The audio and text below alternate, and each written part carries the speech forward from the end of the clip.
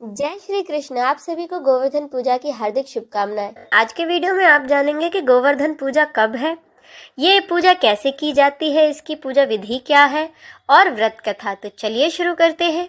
हर साल कार्तिक मास के शुक्ल पक्ष की प्रतिपदा तिथि को गोवर्धन पूजा की जाती है। दिवाली से ठीक एक दिन बाद यह पर्व मनाया जाता है और इसके अगले ही दिन भाई दूज मनाई जाती है।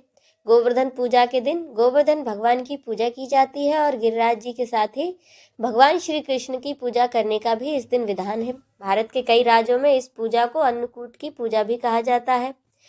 इस पूजा का हिंदू धर्म में बहुत ही महत्व है। इस दिन की गई पूजा से भगवान श्री कृष्ण बहुत ही प्रसन्न होते हैं। गोवर्धन पूजा के दिन गोवर्धन परिक्रमा की मान्यता है। इस दिन गोवर्धन भगवान को 56 भोग लगाने की परंपरा है।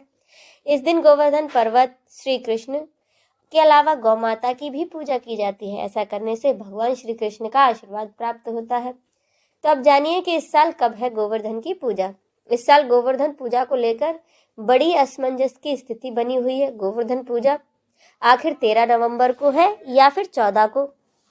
शुभ मुहूर्त अलग अलग दिन पड़ने के कारण लोगों में यह कंफ्यूजन बन रहा है। तो इस बार गोवर्धन की पूजा कुछ लोग 13 को करेंगे तो कुछ लोग 14 को करेंगे। तो आइए हम जानते हैं गोवर्धन पूजा का शुभ मुहूर्त और तिथि कब से कब तक है। गोवर्धन पूजा की तिथि 13 नवंबर की दोपहर 2:56 पर शुरू होगी और 14 नवंबर दोपहर 2:36 तक ये रहेगी।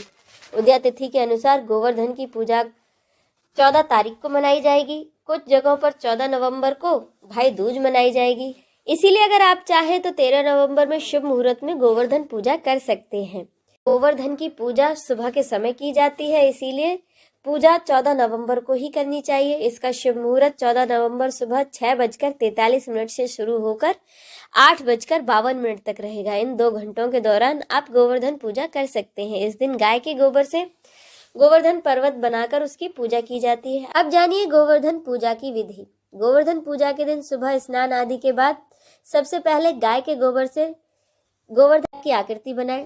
फिर गिरिराज की आकृति बनाने के अलावा उसमें पशुओं की आकृति भी बनाएं। गोवर्धन पर्वत बनाने के बाद उसके पास या उसकी नाभि में तेल का दिया जलाकर रख दें। फिर फूल, हल्दी, चावल, चंदन, केसर और कुमकुम आदि गोवर्धन भगवान को अर्पित करें। गोवर्धन पूजा में अन्नकूट की मिठाई का भोग लगाया जाता है। फिर उसे प्रसाद के तौर पर सभी में बांटा जाता है। खील, बतासे आदि चढ़ाने के बाद भगवान गिरिराज के आगे हाथ जोड़कर प्रार्थना करें और पूजा की कथा भी पढ़ें। ये सब चीजें अर्पित करने के बाद गोवर्धन पर्वत की 7 बार परिक्रमा करें। ऐसा करने से भगवान श्री कृष्ण प्रसन्न होते हैं। धार्मिक मान्यता है कि इस दिन जो भी भक्त भगवान गिरिराज की पूजा करता है तो उसके घर में सुख समृद्धि बनी रहती है और गोवर्धन भगवान का आशीर्वाद उस पर और उसके पशुओं पर सदा बना रहता है। माना जाता है कि इस दिन गोवर्धन भगवान की पूजा करने से जीवन में आ रहे सभी दुख दर्द दूर हो जाते हैं। साथ ही यह भी कहा जाता है कि गिरिराज जी के अलावा माँ लक्ष्मी का भी आशीर्वाद इस दिन पूजा करने से प्राप्त होता है, जिससे कि घर में खुशहाली और उन्नति बनी रहती है।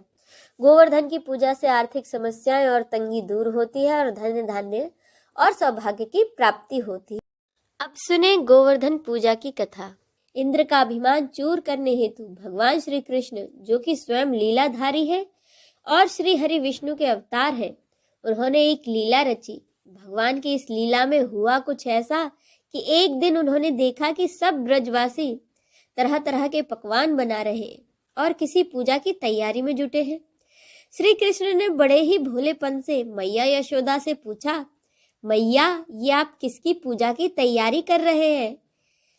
अपने लल्ला की बात सुनकर मैया बोली, अरे लल्ला, हम सब देवराज इंद्र की पूजा के लिए अन्नकूट की तैयारी कर रहे हैं।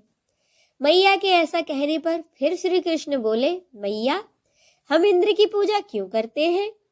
तब मैया ने कहा कि वह वर्षा के देवता है, वह वर्षा करते हैं जिससे अन्न की उपज होती है और हमारी गायों को चारा मिलता है।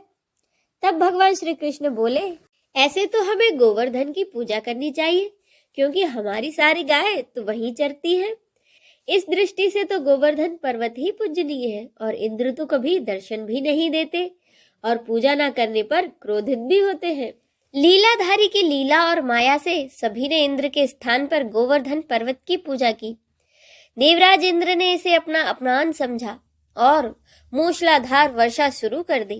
प्रलय के समान वर्षा देखकर सभी ब्रजवासी 7 साल के नन्हे कृष्ण को कोसने लगे और कहने लगे कि अगर हम कृष्ण की बात नहीं मानते तो ये सब नहीं होता। अब इंद्र के कोप से हमें कौन बचाएगा। तब मुरलीधर ने मुरली अपनी कमर में डाली और ब्रजवासियों से कहा कि अरे ब्रजवासियों, चिंता क्यों करते हो। जिस गोवर्धन पर्वत की तुमने पूजा की है, चलो वही तुम्हें इस मुसीबत से बचाएगा। अपनी गैया बछड़े सब अपने साथ ले लो। तो ब्रजवासियों ने वैसा ही किया। सब कृष्ण के पीछे पीछे गोवर्धन पर्वत की ओर चल दिए। जब वे सब गोवर्धन पर्वत के पास पहुंचे तो उन्होंने कहा कि कृष्ण, ये तुम्हारा पर्वत हमें किस तरह बचाएगा। तो देखते ही देखते श्री कृष्ण ने अपने बाएं हाथ की सबसे छोटी उंगली पर गोवर्धन पर्वत को उठा लिया और ब्रजवासियों से कहा कि अरे ब्रजवासियों, चलो अपने गाय बछड़े लेकर सब इसके नीचे आ जाओ। गोवर्धन ही हमारी रक्षा करेंगे। कृष्ण की यह लीला देखकर और भी क्रोधित हुए और उन्होंने वर्षा और तेज कर दी इंद्र का मान मर्दन करने के लिए। तब श्री कृष्ण ने अपने सुदर्शन चक्र से कहा कि आप पर्वत के ऊपर रहकर वर्षा को नियंत्रित करें और शेषनाग से कहा कि आप पर्वत के चारों ओर मेड़ बनाकर पानी को पर्वत की ओर आने से रोकें। इंद्र लगातार 7 दिनों तक मूसलाधार बारिश करते रहे। तब उन्हें लगा कि उनका सामना करने वाला कोई साधारण मनुष्य तो नहीं हो सकता। अंत में वे ब्रह्मा जी के पास पहुंचे और उन्हें सारा वृत्तांत कह सुनाया। तब ब्रह्मा जी ने कहा, इंद्र, जिस कृष्ण की आप बात कर रहे हैं वह भगवान विष्णु के अवतार हैं, पूर्ण पुरुषोत्तम नारायण है। ब्रह्मा जी के मुख से यह सब सुन इंद्र अत्यंत लज्जित हुए और उन्होंने श्री कृष्ण से कहा कि भगवान, मैं आपको पहचान नहीं सका। अहंकारवश मैं ये भूल कर बैठा।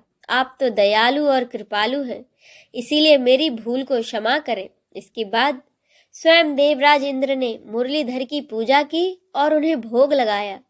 इस पौराणिक घटना के बाद से ही गोवर्धन पूजा की जाने लगी। ब्रजवासी इस दिन गोवर्धन पर्वत की पूजा करते हैं, तो कहीं इस दिन गाय बैलों को स्नान कराकर उन्हें रंग लगाया जाता है। उनके गले में नई रस्सी डाली जाती है। उनका पूजन कर उनको गुड़ और चावल का भोग लगाया जाता है। बोलिए गिरिराज महाराज की जय।